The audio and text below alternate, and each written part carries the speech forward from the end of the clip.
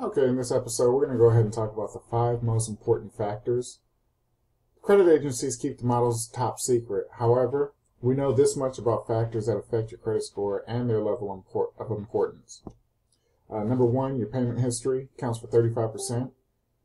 Your record of bill paying says a lot about how responsible you are with credit. When it comes to negative marks like late payments, the score focuses in one of 3 factors. First, delinquency. This is the last time you were late. The more time that passes, the better. B is frequency. Someone with 1 late looks better than someone with a dozen of them. And 3, severity. Hierarchy of madness. A payment 30 days is not as serious as a payment 60 or 120 days late. Collections, tax liens, and bankruptcies are credit killers. So think of them as an atom bomb to credit scores. How much you owe, this is a second portion of it, counts for 30%. And we like to focus a lot of our efforts in this section alone. The score looks at the total amount owed on all of your accounts, as well as how much you owe on different types of accounts, such as mortgage or auto loan.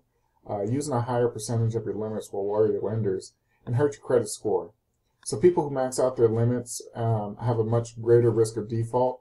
When it comes to revolving debt and credit cards, the formula looks at the difference between your high limit and your balances.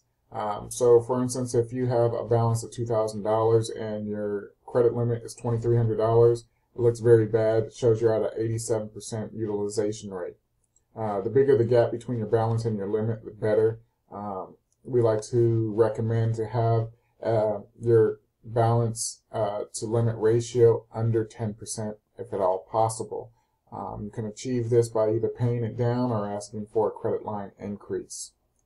The third section is how long you've had credit. This accounts for 15% of your credit score. Less important than the previous 2 factors, but it still matters. You can still have a good score with a short history, but typically the longer that you've had credit, the better it looks. And the score considers a couple things: the age of your oldest account and the leverage of all of your account, the average age of all of your accounts. Number 4 of this 5-part section is your last application for credit. This accounts for 10%. So opening new credit accounts can ding your credit score, particularly if you apply for lots of credit in a short time and you don't have a long credit history. So consider the following score factors. How many accounts have you applied for recently? How many new accounts have you opened? How much time has passed since you applied for credit? And how much time has passed since you opened an account? And the last thing we're going to talk about is the types of credit that you use. This counts for 10%. The FICO score wants to see a healthy mix of credit, but they are vague on what this means. They recommend that you have a balance of both revolving debts and light credit cards and installment loans like auto loans or mortgage. What we recommend our clients to do is have a minimum of 3 revolving accounts, 3 types of accounts, and at least an auto loan, and if at all possible, some type of mortgage.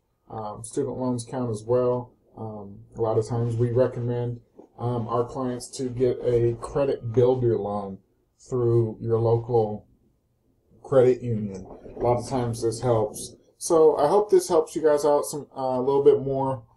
If you guys are serious about changing how your score is looked at and how your credit looks, feel free to visit www.startingcreditrepair.com. Again, www.startingcreditrepair.com.